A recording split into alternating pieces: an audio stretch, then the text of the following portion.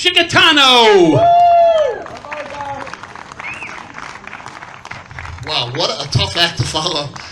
I mean, that was one energetic speech. And Tim, also, very good speech. I can assure you I'm not as prepared as they are. I am not a politician. I'm a businessman. I'm a father. And like someone else mentioned, you know, we need to get everyday people, as Dasha said, we need everyday people to stand up and take a stand, and that's kind of where I am. I didn't see myself doing this literally 8 months ago, okay? I've been active in the party, but I was never a candidate. And I decided this is the time to do it because I've had it. I've lived in Delaware County for 30 years. My wife and I raised our 3 children here. They all went to public school. They all went to public university. And it's just, I've had it with the slow creep of liberalism in the Pennsylvania State House. Now, we all know that the presidential election is very contentious already, but it will absolutely be contentious. But what we tend to overlook is how important the Pennsylvania State House is. Yeah. This is a very important. It plays a very important role in our government. In that, if you could imagine at this point in time, with what the governor has done over the last 6 months, 4 months, whatever it is, if you could imagine if he had a Democratic House or a Democratic Senate or both. God only knows what we'd be living with. We've had our good Republican representatives and senators fighting. It almost seems like it was a fruitless effort at times, but they keep pushing and they keep pushing and they keep pushing, and they're taking very small steps in the right direction. But I mean, until we get rid of the governor, we can't give up our house. And I can tell you, my opponent. Did I mention I'm running in 161st District? I did. So running for state representative of 161st District. That's really 2 Aston and all in between. Sorry about that. I told you I'm not a politician. I'm not a public speaker. I'm just winging it. So where was I? So Miss Kruger. Yeah. Miss Kruger is as liberal and as left as they come.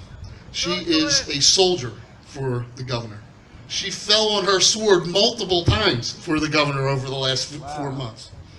It was what, the real estate agents, right? And who else? The realtors, the salons, and the gymnasiums, and the restaurants, and our children, okay? Our children. No, no, no, no, no. Let the governor decide. Let the governor do what's right. Well, we didn't elect King Wolf. And King Wolf didn't rise to his throne. He was elected, and he needs to relinquish his power over to the legislature. The people need to be heard. He instituted a 15-day emergency declaration. And at the time, it seemed like the right thing to do because we really didn't know what was going on with the severity of this virus. And even after the 15 days, he extended it.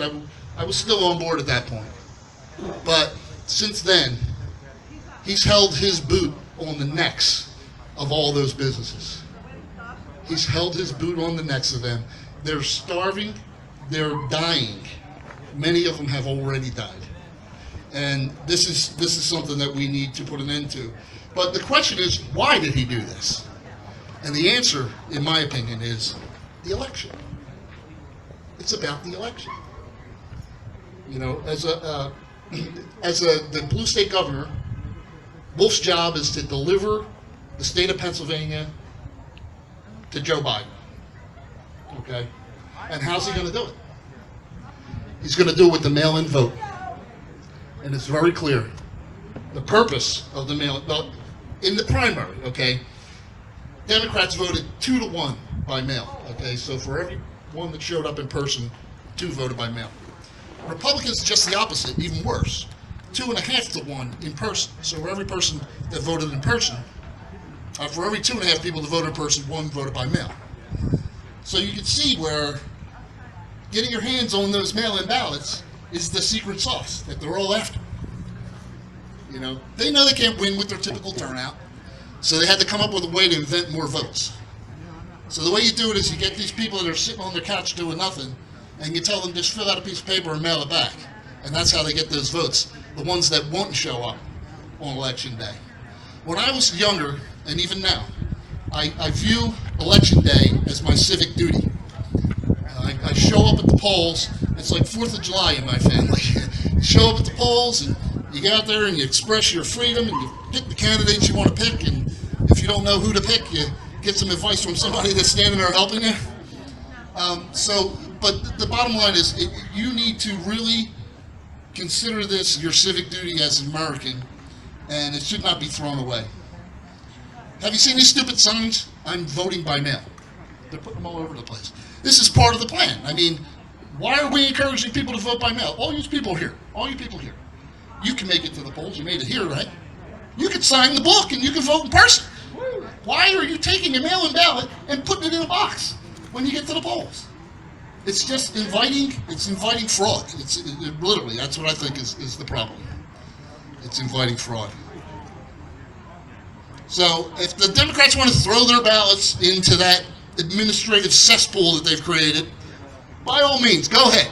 Because I think they're going to lose about 6-8% of them. Keep our ballots at the polls. Show up. Vote at the polls. That's my message. And I don't care that the Republican Party is chiming in, okay? Because they're chiming in because they feel like it's a rat race. And if they beat us with more ballots, we have to get more ballots. And it's a rat race to them. But the truth is, you need to make sure your ballot counts. And the only way it's going to count is when you sign the book and vote in person. That's the only way you can be sure. In person. If you can. If you have people that can't, by all means, help them. Help them do it by mail if you have to. But if you want to really exercise your civic duty, you show up. And that's where I need help. That's where we all need help. The party needs help. I need you all to go and get in touch. You're the politically active people, okay? So I want you to reach out to your local committee person and tell them that you want to be there to help on election day.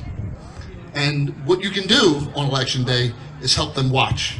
We need eyes on. Remember all those ballots I was talking about? They're going to be doing shifty things with them, and we need to be watching them all the time.